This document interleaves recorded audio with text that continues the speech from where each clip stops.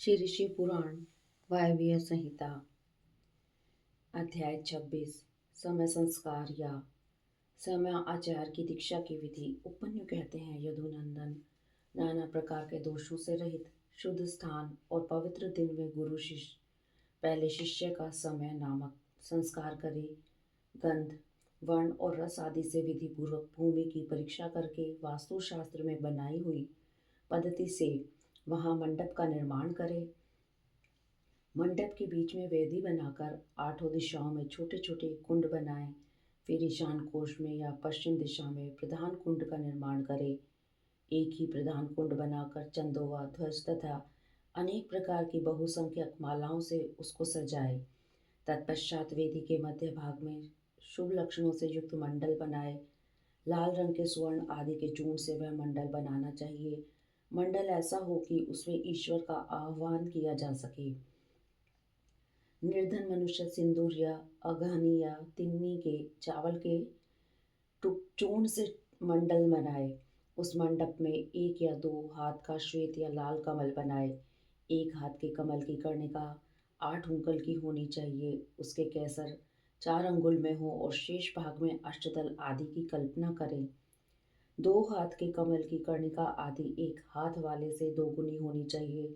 उक्त वेदी या मंडप के ईशान कोण में पुनः एक वेदी पर 1 हाथ या आधे हाथ का मंडल बनाएं और उसे शोभाजनक सामग्रियों से सुशोभित करें। तत्पश्चात धान, चावल, सरसों, तिल, फूल और कुशा से उस मंडप को आच्छादित करके उसके ऊपर शुभ लक्षण से युक्त शिव कलश की स्थापना करें। वह कलश सोना, चांदी, तांबा, मिट्टी का होना चाहिए। उस पर गंध, पुष्प, अक्षत, कुश और दुर्वा अंकुर रखे जाएं। उसके कंठ में सफेद सूत लपेटा जाए और उसे 2 नूतन वस्त्रों से आच्छादित किया जाए। उसमें शुद्ध जल भर दिया जाए। कलश में 1 मुट्ठा कुश अग्रभाग ऊपर की ओर करके डाला जाए। सुवर्ण आदि द्रव्य छोड़ा जाए और उस कलश को ऊपर से ढक दिया जाए। उस आसन रूप कमल के उत्तर दल में सूत्र आदि के बिना झारी या गढ़वा, वर्धनी, शंख चक्र और कमल दल आदि सब सामग्री संग्रह करके रखें। उक्त आसन मंडल के अग्रभाग में चंदन मिश्रित जल से भरी हुई वर्धनी अस्त्रराज के लिए रखें। फिर मंडल के पूर्व भाग में पूर्ववत मंत्र युक्त कलश की स्थापना करके शिव की विधि पूर्वक महापूजा आरंभ करें। समुद्र या नदी के किनारे, गौशाला में, पर्वत के शिखर पर, दिवालियों में अथवा घर में या किसी भी मनोहर स्थान में मंडप आदि रचना के बिना पूर्वोक्त सब कार्य करें। फिर पूर्ववत मंडल और अग्नि की वेदी बनाकर गुरु प्रसन्न मुख से पूजा भवन में प्रवेश करे। वहां सब प्रकार के मंगल कृत्य का संपादन करके नित्य कर्म के अनुष्ठान पूर्वक मंडल के मध्य भाग में महेश्वर की महापूजा करने के अनंतर पुनः शिव कलश पर शिव का आह्वान पूजन करें। पश्चिम अभिमुख यज्ञ रक्षक ईश्वर का ध्यान करके अस्त्र राज की वर्धनी में दक्षिण की ओर ईश्वर के अस्त्र की पूजा करें। फिर मंत्र युक्त कलश में मंत्र या मुद्रा आदि का न्यास करके मंत्र विशारद गुरु मंत्र याग करे। इसके बाद दैशिक शिरोमणि गुरु प्रधान कुंडल में शिवाग्नि की स्थापना करके उसमें होम करे। साथ ही दूसरे ब्राह्मण भी चारों ओर से उसमें आहुति डालें। आचार्य से आधे या चौथाई होम का उनके लिए विधान है। आचार्य शिरोमणि को प्रधान कुंड में ही हवन करना चाहिए। दूसरे लोगों को स्वाध्याय, स्तोत्र एवं मंगल पाठ करना चाहिए। अन्य शिव भक्त भी वहां विधिवत जप करें। नृत्य, गीत, वाद एवं अन्य मंगल कृत्य भी होने चाहिए। सदस्यों का विधिवत पूजन, पुण्य वाचन तथा पुनः भगवान शंकर का पूजन संपन्न करके शिष्य पर अनुग्रह करने की इच्छा मन में ले आचार्य महादेव जी से इस प्रकार प्रार्थना करें। प्रसीद देव देवेश, देवम अविश्य मामकम विमोचन एव विश्वेन गृह्णा च गृह्णनिधे। देव देवेश्वर प्रसन्न हुए, विश्वनाथ दयानिधे, मेरे शरीर में प्रवेश करके आप कृपा पूर्वक इस शिष्य को बंधन मुक्त कराइए। तदंतर मैं ऐसा ही करूँगा। इस प्रकार इष्ट देव की अनुमति पाकर गुरु उस शिष्य को जिसने उपवास किया हो या हविष्य भोजन किया हो अपने निकट बुलाए। वह शिष्य एक समय भोजन करने वाला और विरक्त हो, स्नान करके प्रातःकाल का कृत्य पूरा कर चुका हो, मंगल कृत्य का संपादन करके प्रणव का जप और महादेव जी का ध्यान कर रहा हो। उसे पश्चिम या दक्षिण द्वार के सामने मंडप में कुश के आसन पर उत्तर की ओर मुंह करके बिठाएं और गुरु स्वयं पूर्व की ओर मुंह करके खड़ा रहे। शिष्य ऊपर की ओर मुंह करके हाथ जोड़ ले। गुरु प्रोक्षणी के जल से शिष्य का प्रोक्षण करके उसके मस्तक पर अस्त्र मुद्रा द्वारा फूल फेंक कर मारे। फिर अभिमंत्रित नूतन वस्त्र आधे दुपट्टे से उसकी आंखें बांध दे। इसके बाद शिष्य को दरवाजे से मंडल के भीतर प्रवेश कराए। शिष्य भी गुरु से प्रेरित हो शंकर जी की 3 बार प्रदक्षिणा करे। इसके बाद प्रभु को सुवर्ण मिश्रित पुष्पांजलि चढ़ाकर पूर्व या उत्तर की ओर मुंह करके पृथ्वी पर दंड की भांति गिरकर साष्टांग प्रणाम करे। तदंतर मूल मंत्र से गुरु शिष्य का प्रोक्षण करके पूर्ववत अस्त्र मंत्र के द्वारा उसके मस्तक पर फूल से तारण करने के पश्चात नेत्र बंधन खोल दे। शिष्य पुनः मंडल की ओर देखकर हाथ जोड़ प्रभु को प्रणाम करे।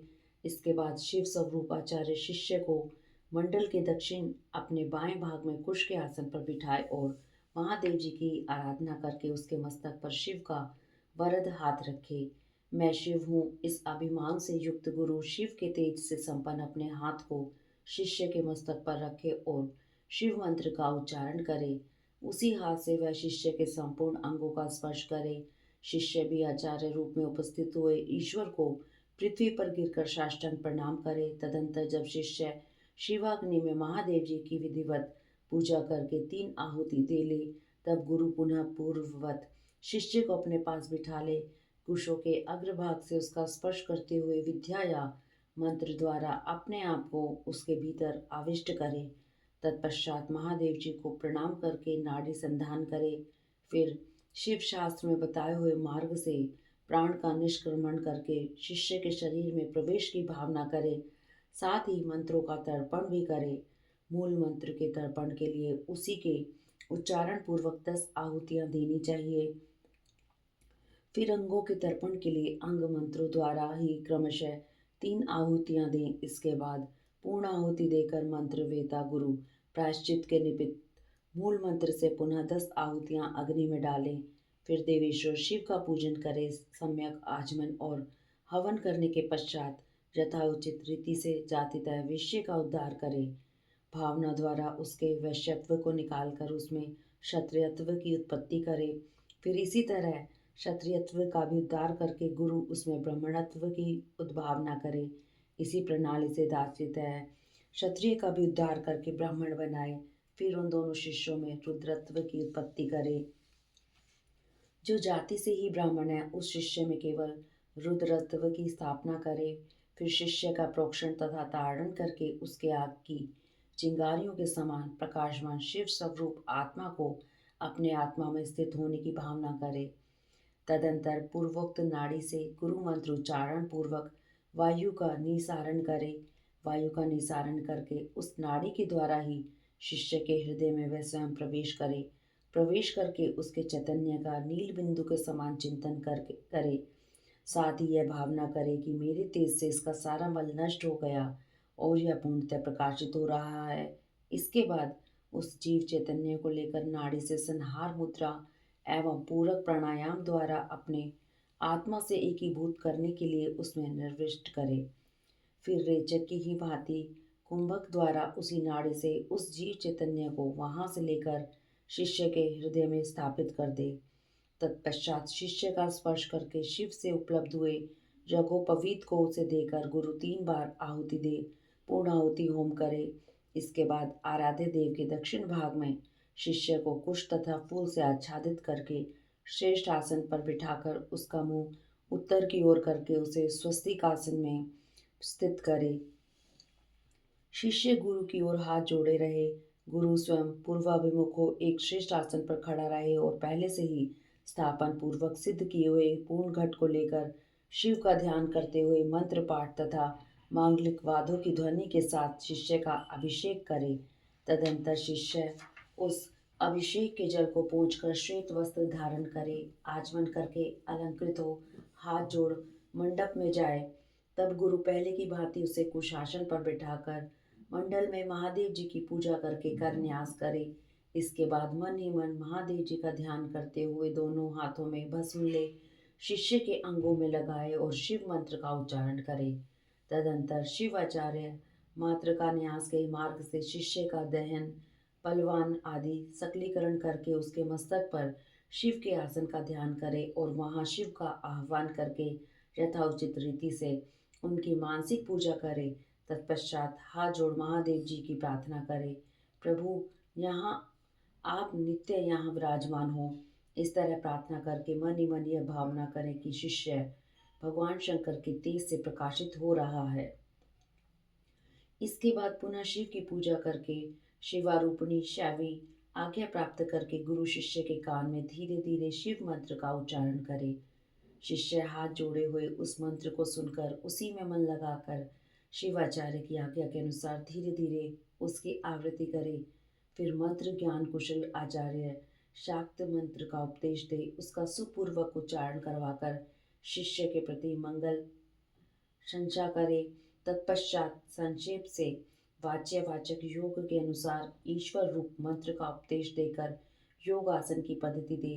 तदंतर शिष्य गुरु की आज्ञा से शिव अग्नि तथा गुरु के समीप भक्ति भाव से प्रतिज्ञा पूर्वक निमांकित रूप से दीक्षा वाक्य का उच्चारण करे।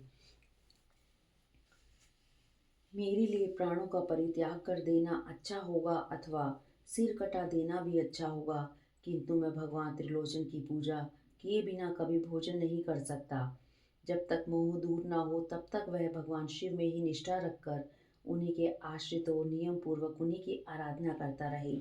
फिर भगवान शिव ही उसे योगक्षेम प्रदान करते हैं।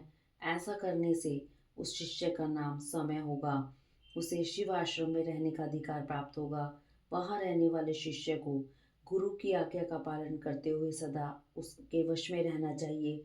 उसके बाद गुरु का न्यास करके अपने हाथ से भस्म लेकर मूल मंत्र का उच्चारण करते हुए उस भस्म तथा रुद्राक्ष को अभिमंत्रित करके शिष्य के हाथ में दे दे।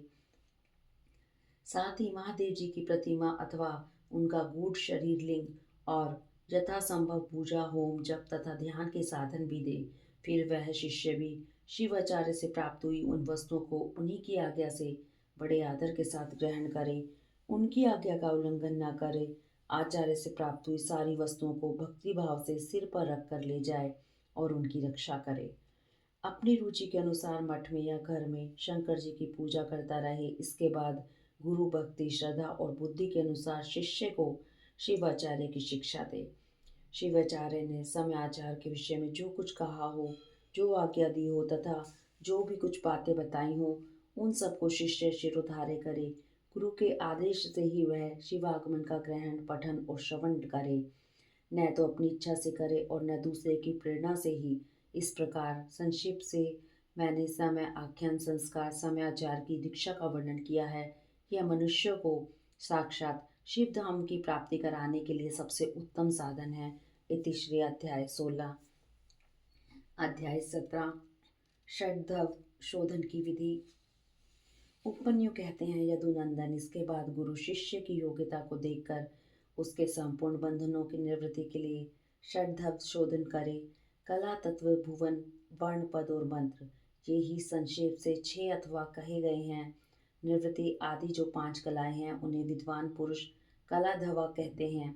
अन्य 5 अथवा इन पांचों कलाओं से व्याप्त है। शिव तत्व से लेकर भूमि पर्यंत जो 26 तत्व हैं उनको तत्वाधवा कहा गया है। यह अधवा शुद्ध और अशुद्ध के भेद से 2 प्रकार का है। आधार से लेकर उन्मना तक भुवनाधवा कहा गया है। यह भेद और उपभेदों को छोड़कर 60 है। रुद्र स्वरूप जो 50 वर्ण हैं उन्हें वर्णाधवा की संज्ञा दी गई है। पदों को पदधवा कहा गया है, जिसके अनेक भेद हैं। सब प्रकार के उपमंत्रों से मंत्राधवा होता है, उसे परम विद्या से व्याप्त है। जैसे तत्व नायक शिव की तत्वों में गणना नहीं होती, उसी प्रकार उस मंत्र नायक महेश्वर की मंत्राधवा में गणना नहीं होती। कलाधवा व्यापक है और अन्य अधवा व्याप्य हैं। जो इस बात को ठीक ठीक नहीं जानता वह अधवा शोधन का अधिकारी नहीं है। जिसने 6 प्रकार के अधवा का रूप नहीं जाना वह उनके व्याप्य व्यापक भाव को समझ ही नहीं सकता। इसलिए अधवाओं के स्वरूप तथा उनके व्यापक व्यापक भाव को ठीक ठीक जानकर ही अधवशोधन करना चाहिए। पूर्ववत कुंड और मंडल निर्माण का कार्य वहां करके पूर्व दिशा में 2 हाथ लंबा चौड़ा कलश मंडल बनावे। तत्पश्चात शिवाचार्य शिष्य सहित स्नान और नित्य कर्म करके मंडल में प्रविष्ट हो पहले की ही भांति शिव जी की पूजा करे। फिर वहां लगभग 4 सेर चावल से तैयार की गई खीर में से आधा प्रभु को नैवेद्य लगा दे और शेष खीर को होम के लिए रख दें। पूर्व दिशा की ओर बने हुए अनेक रंगों से अलंकृत मंडल में गुरु 5 कलशों की स्थापना करे। 4 को तो चारों दिशाओं में रखे और एक को मध्य भाग में।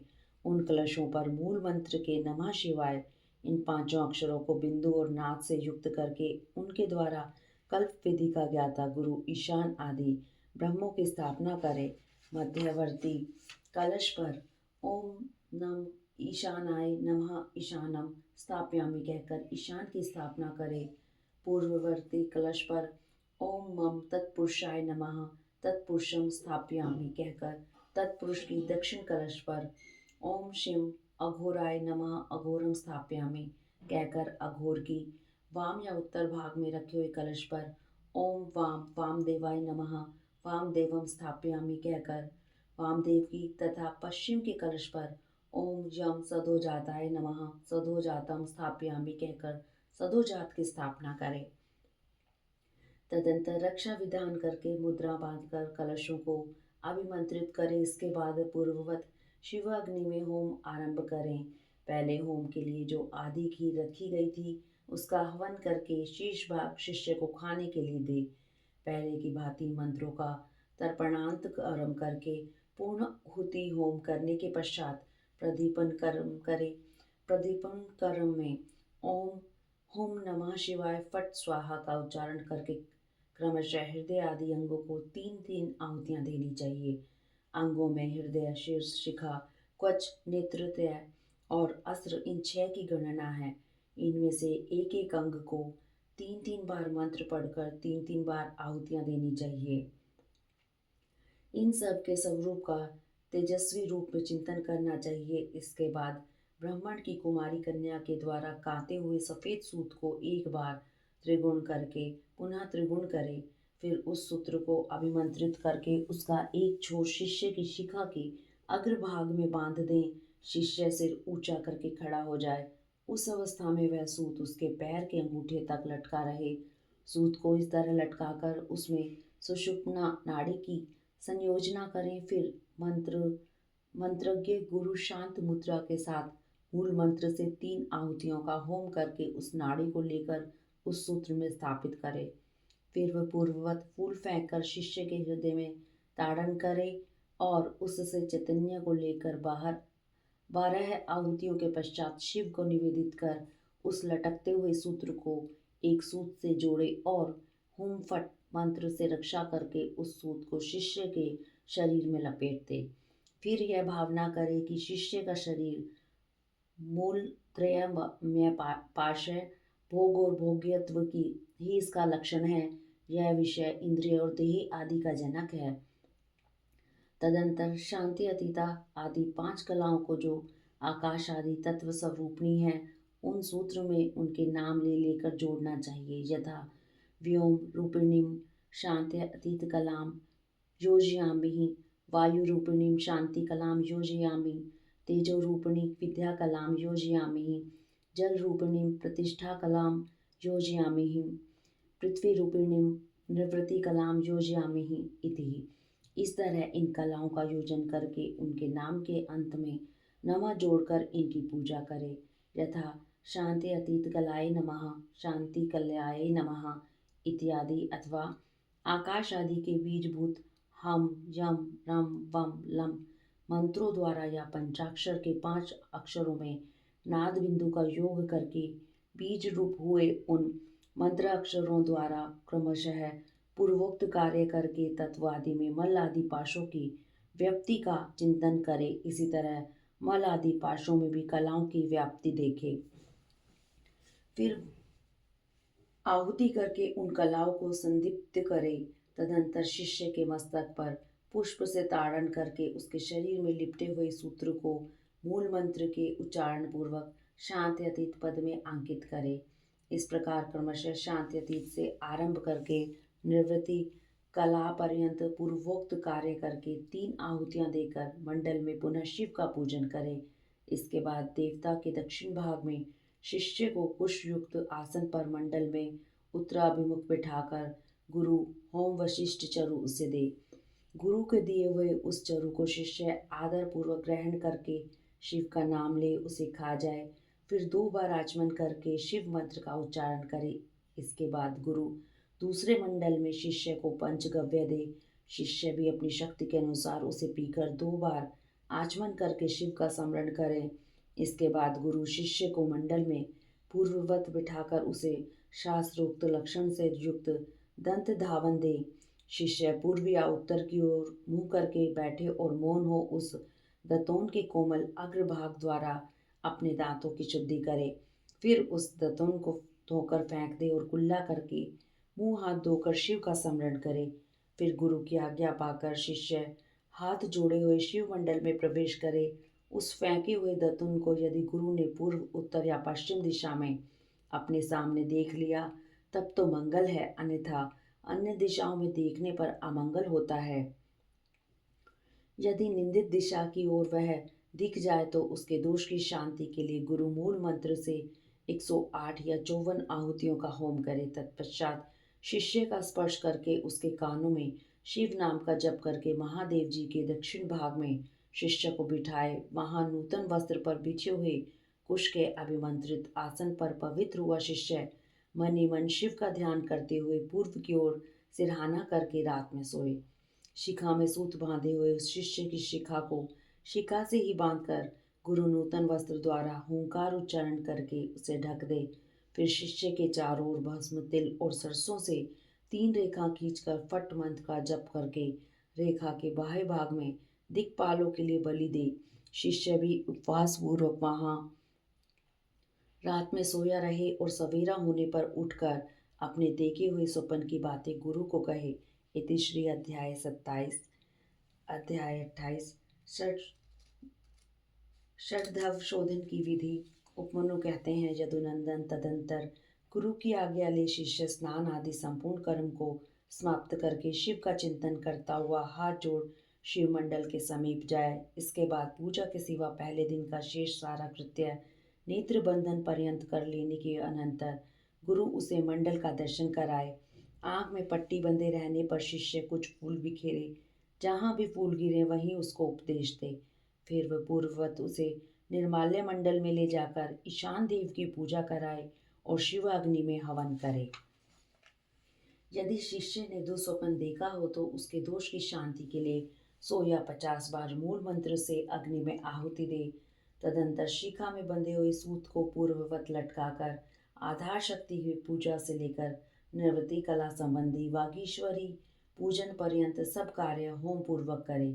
इसके बाद निवृत्ति कला में व्यापक सती वागीश्वरी को प्रणाम करके मंडल में महादेव जी के पूजन पूर्वक 3 आहुतियां दे। शिष्य को एक ही समय संपूर्ण योनियों में प्राप्त कराने की भावना करे। फिर शिष्य के सूत्र में शरीर में ताड़न, प्रोक्षण आदि करके उसके आत्म चैतन्य को लेकर द्वादशांत में निवेदन करे। फिर वहां से भी उसे लेकर आचार्य मूल मंत्र से शास्त्र उक्त मुद्रा द्वारा मानसिक भावना से एक ही साथ संपूर्ण योनियों में संयुक्त करे। देवताओं की 8 जातियां हैं, तिर्यक योनियों की 5 और मनुष्य की 1। इस प्रकार कुल 14 योनियां हैं। उन सब में शिष्य को एक साथ प्रवेश कराने के लिए गुरु मन ही मन भावना द्वारा शिष्य की आत्मा को यथाउचित रीति से वागीश्वरी के गर्भ में निविष्ट करे। वागीश्वरी में गर्भ की सिद्धि के लिए महादेव जी का पूजन, प्रणाम और उसके निमित्त हवन करके यह चिंतन करे कि यथावत रूप से वह गर्भ सिद्ध हो गया। सिद्ध हुए गर्भ की उत्पत्ति, कर्मानुवृत्ति, सरलता, भोग प्राप्ति और पराप्रीति का चिंतन करे। तत्पश्चात उस जीव के उद्धार तथा जाति, आयु एवं भोग के संस्कार की सिद्धि के लिए 3 आहुतियों का हवन करके श्रेष्ठ गुरु महादेव जी की प्रार्थना करे।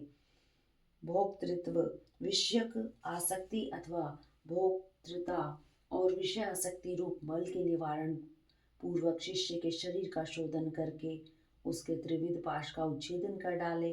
कपट या माया से बंधे हुए शिष्य के पाश का अत्यंत भेदन करके उसके चैतन्य को केवल स्वच्छ माने। फिर अग्नि में पूर्ण आहुति देकर ब्रह्मा का पूजन करे। ब्रह्मा के लिए 3 आहुति देकर उन्हें शिव की आज्ञा सुनाए। पितामह तव्या न अस्य यातु शैवं परम पदम प्रतिबंधो विधातव्य शैवज्ञशः गरीयसी ही। पितामह, यह जीव शिव के परम पद को जानने वाला है, तुम्हें इसमें विघ्न नहीं डालना चाहिए। ये भगवान शिव की गुरुतर आज्ञा है। ब्रह्मा जी को शिव का यह आदेश सुनाकर उनकी विधिवत पूजा और विसर्जन करके महादेव जी की अर्चना करे और उनके लिए 3 आहुति दे। तत्पश्चात निवृत्ति द्वारा शुद्ध हुए शिष्य के आत्मा का पूर्ववत उद्धार करके अपनी आत्मा एवं सूत्र में स्थापित कर बागीश का पूजन करे, उनके लिए 3 आहुति दे और प्रणाम करके विसर्जन कर दे। तत्पश्चात निवृत्त पुरुष प्रतिष्ठा कला के साथ सानिध्य स्थापित करे। उस समय एक बार पूजा करके 3 आहुति दे और शिष्य के आत्मा के प्रतिष्ठा कला में प्रवेश की भावना करे। इसके बाद प्रतिष्ठा का आह्वान करके पूर्वोक्त संपूर्ण कार्य संपन्न करने के पश्चात उसमें व्यापक वागीश्वरी देवी का ध्यान करे। उनकी कांति पूर्ण चंद्रमंडल के समान है। ध्यान के पश्चात शेष कार्य पूर्ववत करे। तदंतर भगवान विष्णु को परमात्मा शिव की आज्ञा सुनाए। फिर उनका भी विसर्जन आदि शेष कृत्य पूर्ण करके प्रतिष्ठा का विद्या से संयोग करे। उसमें भी पूर्ववत सब कार्य करे। साथ ही उसमें व्यापक व्यागीश्वरी देवी का चिंतन पूजन तथा प्रज्वलित अग्नि में पूर्ण होमांत सब कर्म क्रमशः संपन्न करके पूर्ववत नील रुद्र का आह्वान एवं पूजन आदि करे। फिर पूर्वोक्त रीति से उन्हें भी शिव की आज्ञा सुना दे। तदंतर उनका भी विसर्जन करके शिष्य की दोष शांति के लिए विद्या कला को लेकर उनकी व्यापकता का अवलोकन करे और उसमें व्यापिका वागीश्वरी देवी का पूर्ववत ध्यान करे। उनकी आकृति प्रातःकाल के सूर्य की भांति अरुण रंग की है और वे 10 दिशाओं को उद्भासित कर रही हैं। इस प्रकार ध्यान करके शेष कार्य पूर्ववत करे। फिर महेश्वर देव का आह्वान पूजन और उनके उद्देश्य से हवन करके उन्हें मन ही मन शिव की पूर्वोक्त आज्ञा सुनाए। तत्पश्चात महेश्वर का विसर्जन करके अन्य शांति कला को शांति अतीता कला तक पहुंचाकर उनकी व्यापकता का अवलोकन करे। उसके स्वरूप में व्यापक वागीश्वरी देवी का चिंतन करे। उनका स्वरूप आकाश मंडल के समान व्यापक है। इस प्रकार ध्यान करके पूर्ण आहुति होम पर्यंत सारा कार्य पूर्ववत करे। शेष कार्य की पूर्ति करके सदा शिव की विधिवत पूजा करे और उन्हें भी अमित पराक्रमी शंभु की आज्ञा सुना दे। फिर वहाँ भी पूर्ववत शिष्य के मस्तक पर शिव की पूजा करके उन वागीश्वर देव को प्रणाम करे और उनका विसर्जन कर दे। तदंतर शिव मंत्र से पूर्ववत शिष्य के मस्तक का प्रोक्षण करके यह चिंतन करे कि शांति अतीत कला का शिव मंत्र में विलय हो गया। 6 अधवाओं से परे जो शिव की सर्वाध व्यापिनी पराशक्ति है, वह करोड़ों सूर्य के समान तेजस्विनी है। ऐसा उसके स्वरूप का ध्यान करे। फिर उस शक्ति के आगे शुद्ध स्फटिक के समान निर्मल हुए शिष्य को ले आकर बिठा दे और आचार्य कैंची को धोकर शिव शास्त्र में बताई हुई पद्धति के अनुसार सूत्र सहित उसकी शिखा का छेदन करे। उस शिखा को पहले गोबर में रखकर फिर ओम नमः शिवाय वो षट का उच्चारण करके उसका शिवाग्नि में हवन कर दे। फिर कैंची धोकर रख दे और शिष्य की चेतना को उसके शरीर में लौटा दे। उसके बाद जब शिष्य स्नान आचमन और स्वस्ति वाचन कर ले तब उसे मंडल के निकट ले जाए और शिव को दंडवत प्रणाम करके क्रियालोप जनित दोष की शुद्धि के लिए यथोचित रीति से पूजा करे। तदंतर वाचक मंत्र का धीरे धीरे उच्चारण करके अग्नि में 3 आहुतियां दे। फिर मंत्र वैकल्प जनित दोष की शुद्धि के लिए देवेश्वर शिव का पूजन करके मंत्र का मानसिक उच्चारण करते हुए अग्नि में 3 आहुतियां दे। वह मंडल में विराजमान अम्बा पार्वती सहित शंभु की समाराधना करके 3 आहुतियों का हवन करने के पश्चात गुरु हाथ जोड़कर इस प्रकार प्रार्थना करे। भगवन स तत्व प्रसादेन शुद्धि रहस्य है षड्ध्वनः कृता तस्मात् परं धाम गम्य एनम तव अव्ययम। भगवान आपकी कृपा से इस शिष्य की षड्धव शुद्धि की गई, अतः आप इसे अपने अविनाशी परम धाम में पहुंचाइए। इस तरह भगवान से प्रार्थना कर नाड़ी संधान पूर्वक पूर्ववत पूर्ण आहुति होम पर्यंत क्रम का संपादन करके भूत शुद्धि करें। स्थिर तत्व पृथ्वी, अस्थिर तत्व वायु, शीत तत्व जल, उष्ण तत्व अग्नि तथा व्यापकता एवं एकता रूप आकाश तत्व का भूत शुद्धि कर्म में चिंतन करें। यह चिंतन उन भूतों की शुद्धि के उद्देश्य से ही करना चाहिए।